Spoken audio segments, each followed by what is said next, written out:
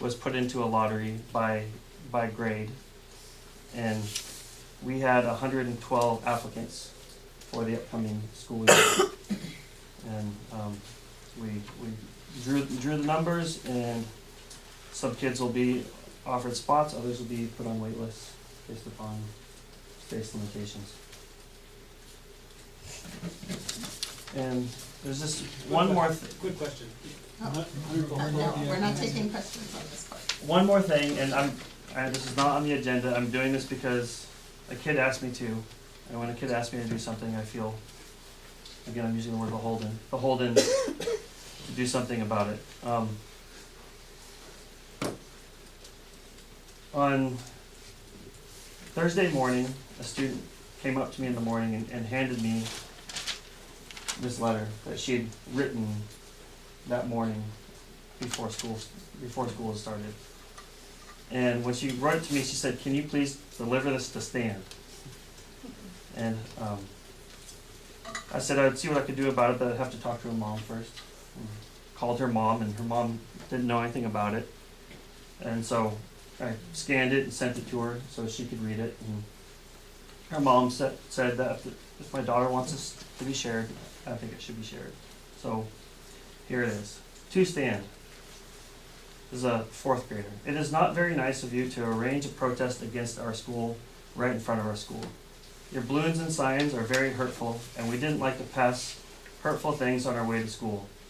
It ruins our day, and it makes us want to ruin yours. But we don't, because being impolite is wrong. It doesn't seem like you know that. We are asking you to stop.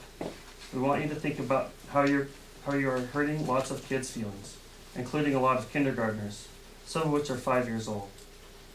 If you would at least think of changing your ways, it would mean very much to our school." And for me, it is hard to read as a school principal in the morning. Just knowing that from my own 5-year-old who came in and cried, seeing that, even though there are many people in our community who asked that demonstration be pushed back even a half hour. The state wasn't even driving through at that time. They were coming at 9. So why do that when it's just going to be kids coming through? And the decision was to move forward with that. So our community rallied together to try and conceal that for our kids as much as possible, so they didn't have to see that. It's hard to hide. So that's all I have. Thank you. Okay, the next item on the agenda is board and staff information updates. Does anyone have any updates for this portion? We had talked at our last meeting about next year's school calendar, and we were going to talk at a staff meeting about it, and we did do that, and talked about basically having the same calendar we have this year, following the district's calendar, and then adding a couple of extra days of PD in the beginning of June, right after school gets out, or the beginning of the summer. So I just wanted to bring that information back so we can then discuss the calendar for next year. So does that mean the calendar that was posted on the agenda? We forgot to put it on the agenda. Right, so it was basically the same calendar we looked at last year So for children. that calendar is okay? Yeah, just All right, adding a for couple of parents. extra days Yeah, for teachers. okay.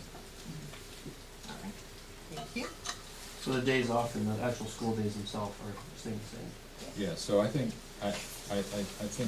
we can't act on this, but I think it might be appropriate to let parents know what is coming, even though it isn't formally approved.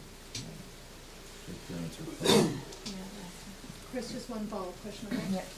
So, the teachers did not want more, I'm just interested to hear what the thinking was, the teachers did not want more PD during the school year. They prefer to just wait and do it in the summer. Well, it's tricky to do that because then you have to basically have more days that students don't go to school when maybe their siblings are in school. So that's kind of why we came to that decision, to leave it the same calendar as the district has, because we have a lot of students that are at White House. And they'd like to have a few days at the end of this school year, and then a couple days before the next school year, more PD days where the kids have concentrated time together, and potentially just use substitute teachers to cover teachers for PD during the school year. Okay, all right, so I'm gonna keep this moving along, because we don't have this on the agenda, but we can, at the end of the meeting, we can talk about placing it on the next agenda. Okay, so now we will move into our general agenda items, and these are ones that we will have public comment on, during each item. So, we're gonna start with our first item, which is our 2018-19 facilities request. All right, who's gonna introduce this one? Me. Okay. So, is the PowerPoint gonna show on this? Yeah, all right. Okay. Is it high enough up, we're not blocking it? Okay, slide 2. So this is just an update on, can we erase, The reminders? Okay. Sorry, Tahoe. Should have taken a picture of it first. Do those lights in the front go off? They all go off. You turn off the Oh, it's lights, either they all all on or go Yeah, off. that's all I know. we can live in the dark.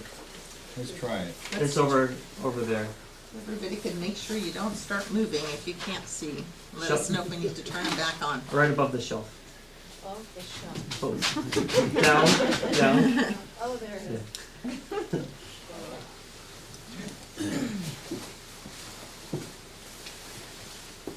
So we went through some similar slides last month, but I've gone through the deck and redone it.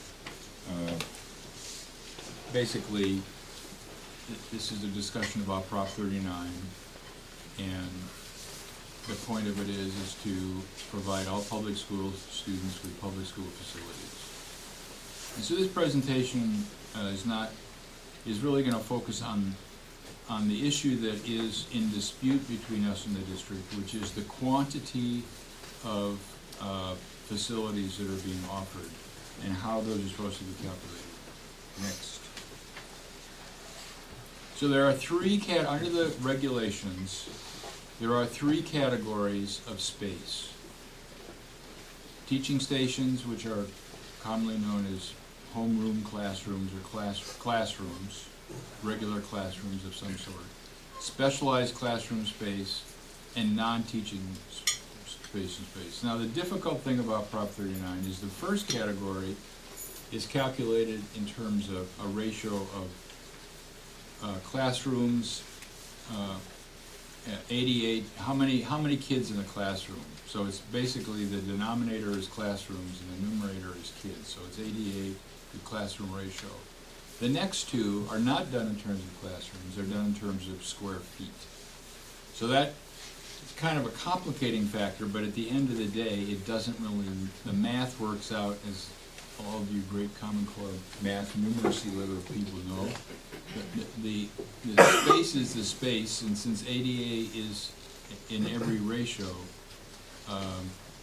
the simple principle is that all the space has to be accounted for. Next.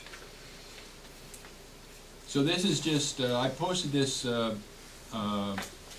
slideshow online, so if people want to go read it, they can. But these are just the regs that describe teaching stations, and how you are supposed to calculate it. The next one is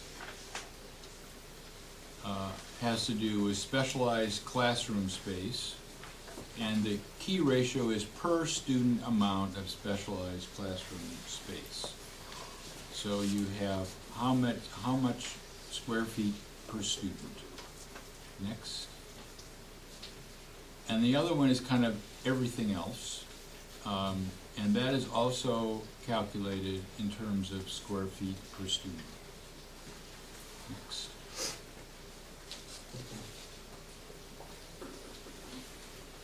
So the last time we presented this, we hadn't received all of the answers to our Public Records Act request, but now we've got enough information that we can kind of use the district's numbers to explain what the difference of opinion is about whether the space is adequate.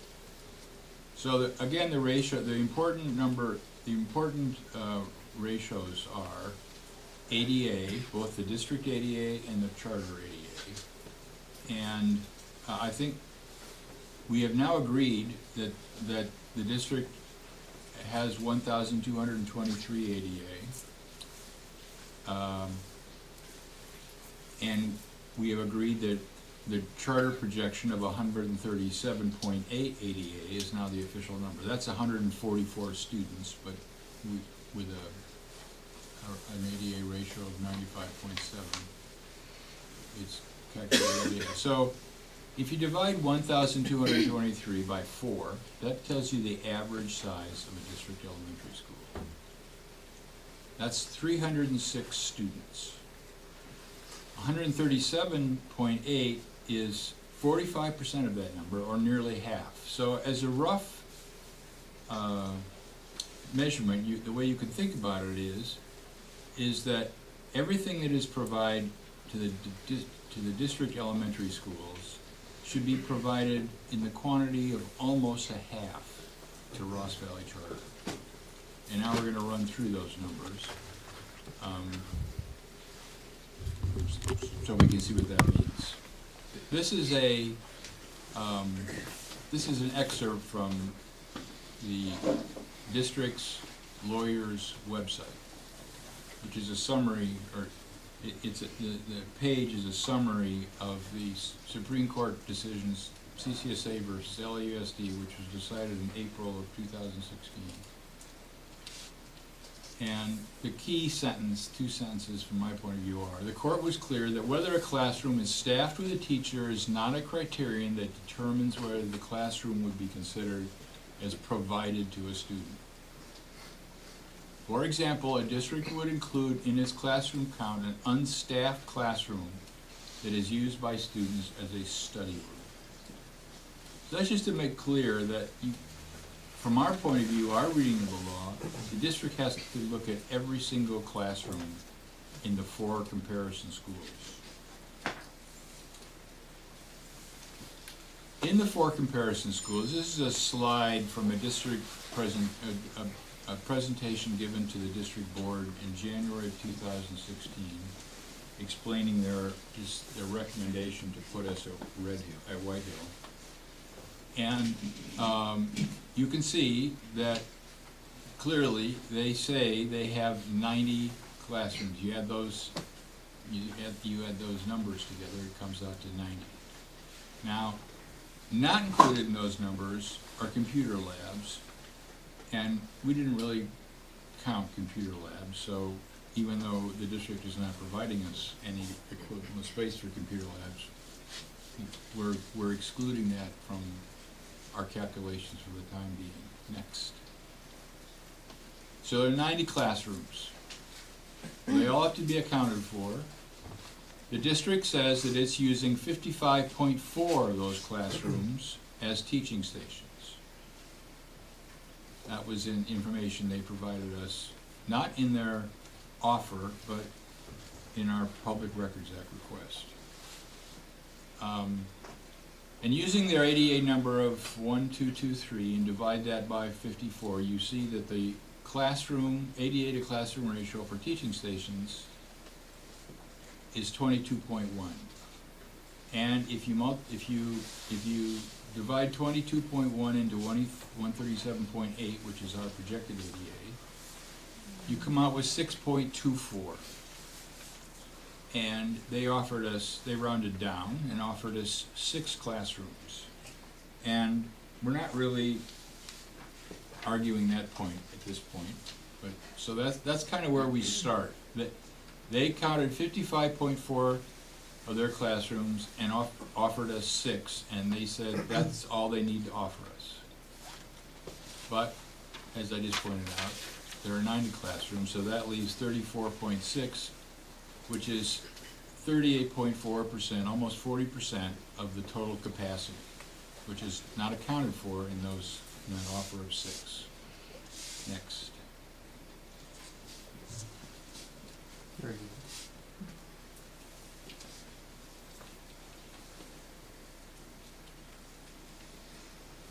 So there are only 3 possible answers to how you're going to account for those missing classrooms. They're either teaching stations, and the Supreme Court has said if there are empty classrooms or used for study halls, they gotta be counted. Specialized classrooms like art, music, computer labs, and daycare, in which case you use a square foot measurement in ADA. Or non-teaching space like special education, resource, library, multipurpose room, administrative space, etc. This is the paper. You can't read it, so I'll tell you what it is, and then I'll go over the important numbers.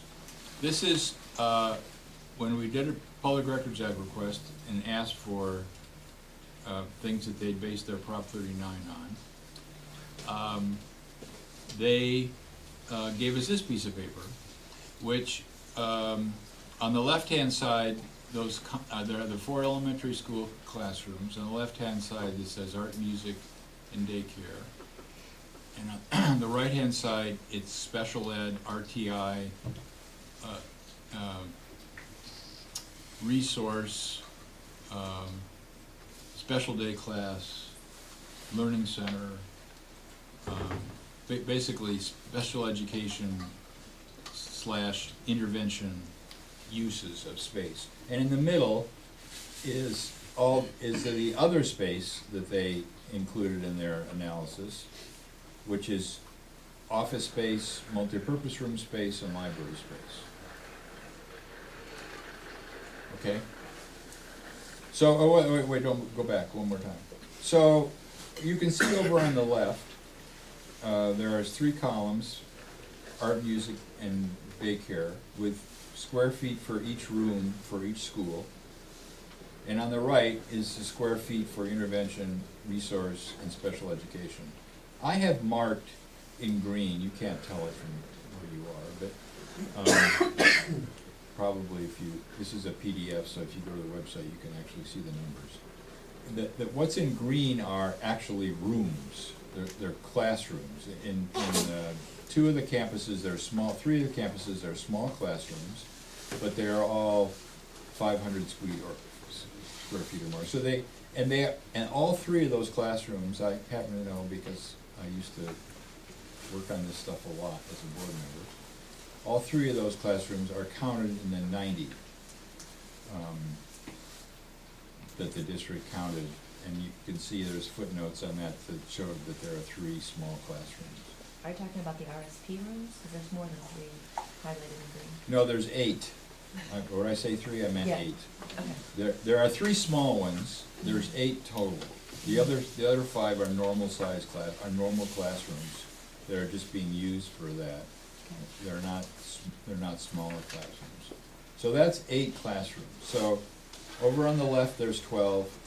Over on the right there's 8. Next slide. Really? There were You counted? nine things highlighted, yeah. Well, I think they're really 8, but I may have missed one. Anyway, it's not a material difference to this. So if you take those 12 classrooms, and we call them specialized classrooms, as the title of that slide says, specialized areas, but it's really category 2 and 3, because it's all done in square feet and includes administrative space, which is clearly non-teaching classrooms. But if you total up the square feet, it just happens to be 13,000 square feet. You divide that by the ADA in the district, you come up with a ratio of square feet to ADA, and you multiply that times our ADA, and you come out with a number of square feet that we should be offered for art, music, and daycare. And you divide that by the 900 square feet that are in the White Hill classrooms, like this one. That comes out to 1.6 classrooms. The district offered us no space in any of those classrooms. And they said that YES is a privately funded program, so the district it's not offered by the district. And then if you add the 8, it's not only 8 classrooms, but if you add all those little numbers in all that area, it's And it's 8,557, you divide it by the ADA, and you come out with 7.0 per square foot times 137. You get 963 square feet, or that's another White Hill classroom. Now, that sheet, you can't see it because it's too small reading, but that sheet is based on 1617 Prop 39 offer. So it wasn't updated for 1718. And there, what's interesting about that is there were 10 fewer teaching stations in the district between 2016, 17, and 2017, 18. And some of those 10 that are no longer used by teachers are used for special education and other purposes. There's a music room at Manor, there's a science lab at Lake Thomas, a math lab at Lake Thomas. So those aren't being accounted for at all. So anyway, just using the district's numbers though, even though it's 216, 17, that's 20 classrooms of the remaining 34.6. So what about the other 14.6 classrooms that we know have not gone anywhere? They're still there, and they're being used by elementary school students and parents or faculty.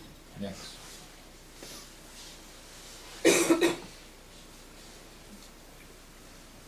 Again, those 14.6 classrooms have to be counted. Next.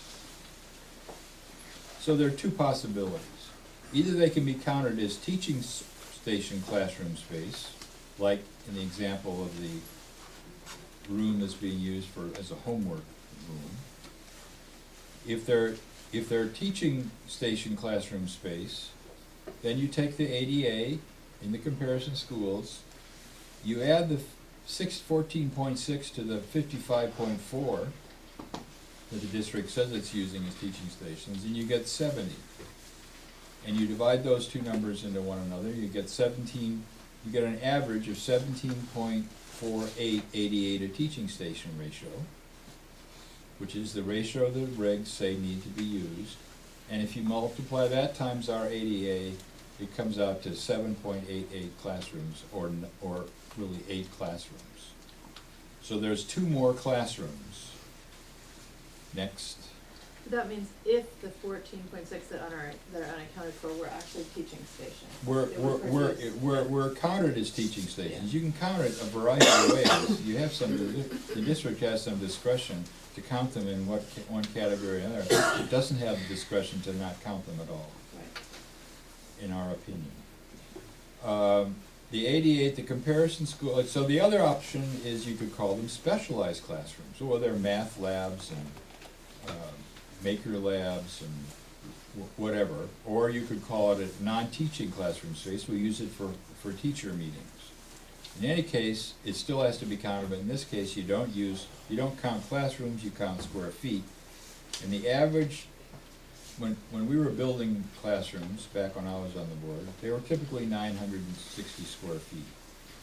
And so if you multiply that times 14.6, and you come up with 14,000, you divide it by the ADA of the district, you get a square feet to ADA ratio for just these classrooms.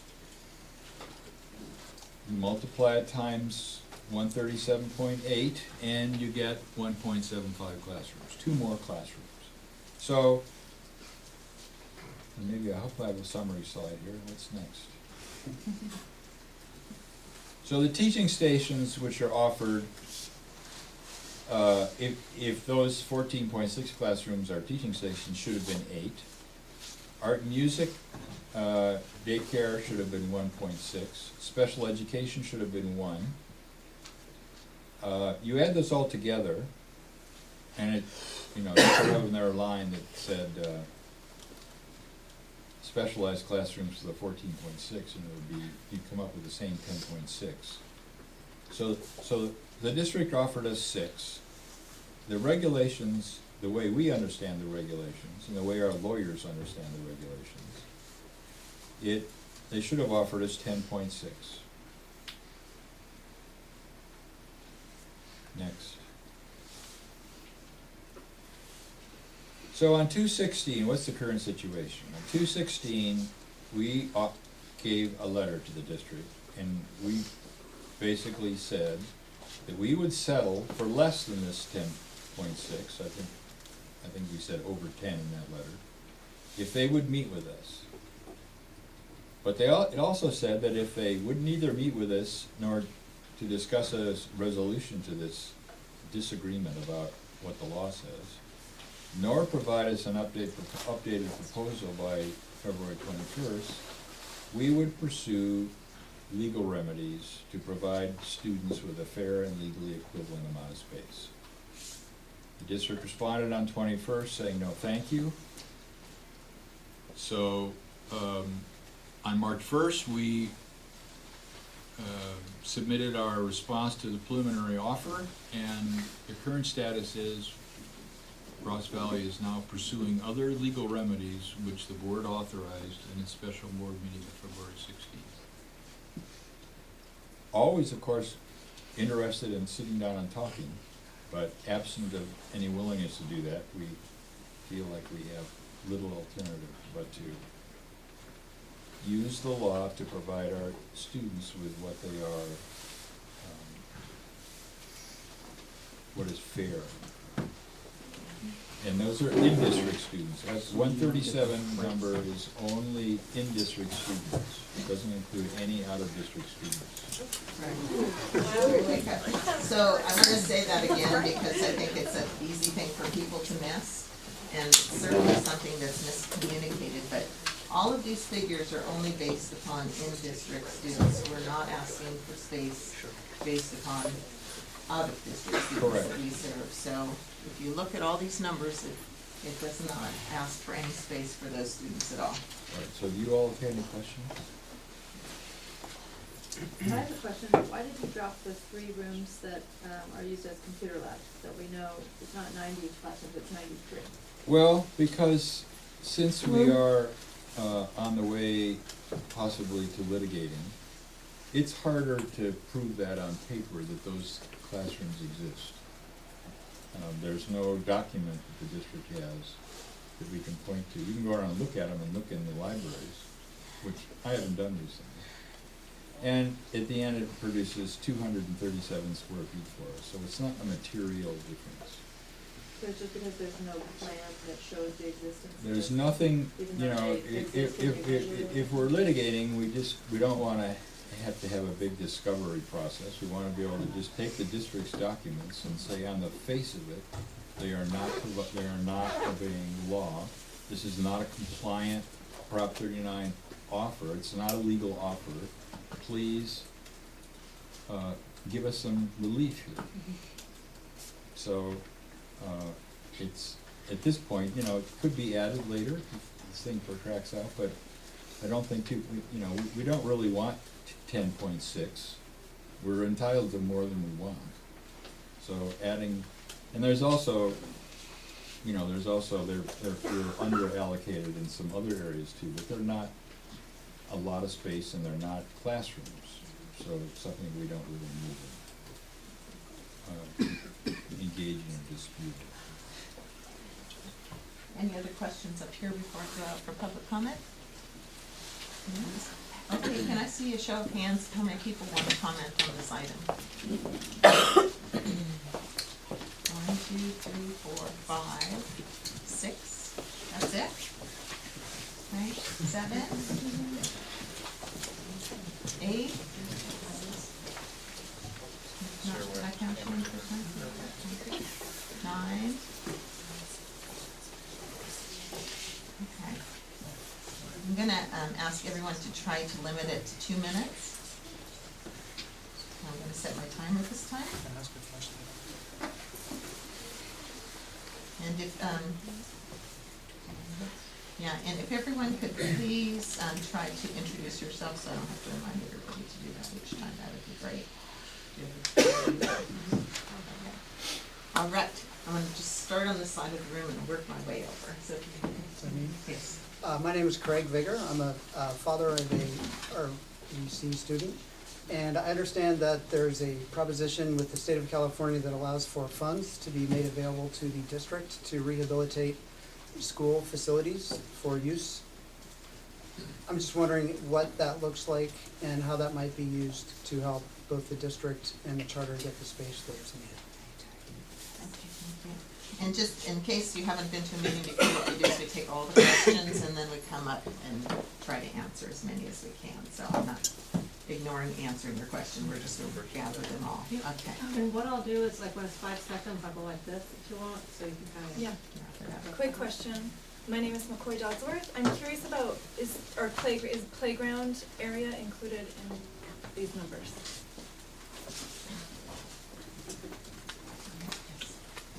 Just a couple sort of questions. We talked about enrollment of 119, I think, as part of this discussion. Oh, John Peasy, San Anselmo.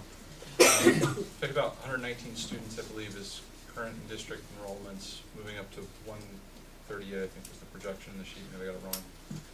The district had sent a letter, I believe, indicating that there were 17 students that were not in compliance, effectively were not residents, that were counted in that 119 number. I'm curious of your thoughts on that. Secondly, given that the charter had initially launched with an in-district enrollment of, I think it was 189, I don't know more specifically when the charter was approved by the state of California, rejected by the county, rejected by the town. These numbers are significantly less than that. You're proceeding with a revision of the charter to deal with enrollment topics, which is why I think this is relevant to this conversation. Had a lottery yesterday related to that, giving preference to board members and employees. I won't judge that. But the enrollment numbers, even as you've issued them at 138 or whatever that number is, are significantly lower than the original charter. Very curious why that topic not being addressed and being discussed as part of the material revision, along with the over-allocation of classroom space and penalties associated with that. So curious about all those topics. That was my question, so. Okay. I had one. Mm-hmm. I don't understand your last comment, Sharon. You said that all these numbers are based on in-district kids, but you have 119 in district with 17 that are currently on the table to discuss, but yet your ADA, your average ADA is 138 that you're basing, or 134.8. Anyway, it's more than that. So I don't understand how you can say that all your numbers are based on in-district kids when clearly they're not. It doesn't compute. All right. Hi, Aria Pearson. I had a question about the 14 classrooms. Aria. You're right. Aria Pearson. I had a question about the 14 classrooms that are empty and unused. If those are counted in general, you know, if that's the law and districts must count those rooms, what happens if they put the charter in those rooms? Then the next year, like, you know, if the district had split the charter on Brookside and Manor and moved everybody around and gave them 10.6 or 11, whatever classrooms of those empty classrooms, then the following year there'd only be 4, so then the whole ratio would change, and then you would, have to give up a classroom the following year? It would just bounce back and forth. So I don't understand how those empty classrooms can be counted in any logical way and actually do this every year. All right. Yes. Yeah, I'd like to add to that. So I think part of community frustration over this is that you have taken facilities from our district kids. Somehow a large percentage or large group of new kids have shown up to your school, and yet I think only like 11 of them are in district. So clearly you have a lot of space. We do not want you taking space from our district kids to put out of district kids in. So I would like to make it clear that you talk about an ADA to teaching ratio in a classroom of 17.48. My kid is in a class with 29 kids. Mm-hmm. If you have that few of in-district students, you are going to be met with ire and anger, and I find that to be reasonable. Stephen?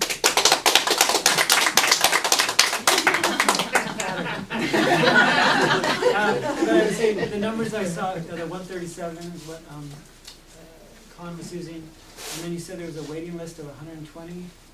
My question is, does that waiting list, is that factored in here at all, or it's just purely based on past records? I wasn't clear on that. If there's such a large waiting list, does that change to 137 for next year's? mathematics around classroom allocation.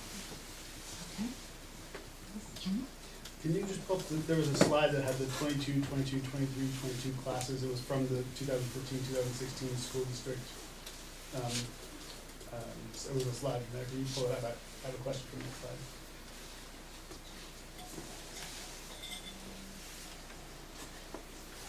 I might have a question on that slide. I thought I read something. Okay, I'm not good at math. Something about the Ross Valley Charter was 45%, which is about half of the school district. What is 14 divided by 2? Total classrooms needed per school, 14. What is 14 divided by 2? Question number 1. Question number 2, 138.9. How many applicants did you get last night compared to the 138.9 which you are projecting? 2 questions. Okay, thank you. Yes. Related to facilities, can the community have an update on where you stand with identifying properties within Fairfax and San Anselmo that are non-district owned?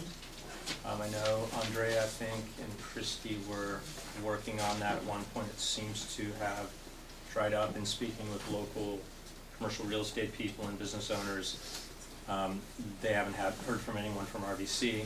And then as a follow-up, I had a conversation with Andrea after Ross Valley School District meeting about looking outside of the Ross Valley boundary for facilities, and she said that would require a material revision, and in reading between the lines, it seemed like that was something you weren't willing to go through because it opened you up to a certain amount of scrutiny. However, and I apologize, I haven't read the agenda, but it sounds like you're proposing some sort of material revisions to your charter, so I wonder if that would allow you then the opportunity to look for space outside of the Ross Valley community. Yes. Did I get everybody? I didn't raise my hand initially, but I want to chime in with just a couple of questions. My name's Heather Hickok, sorry. So one is, if the logic that Con walked through, when you filed the initial Prop 39 request and asked for, I can't remember exactly how many classrooms last year, but I guess, I'm not a lawyer, but I'm familiar with the legal term slippery slope. So you didn't ask the district to consider all of this non-classroom space. But now as you look at next year, and now you've got your 159 or so students, you're asking for this additional space, kind of pushing back on the reading of the law, not considering the computer lab space. In the letter that you sent to the district, it specifically said, so that's my first point is, in terms of negotiating in good faith, my concern is that next year you'll come back and say, what about the playgrounds? What about the computer labs? So it'll go further and further.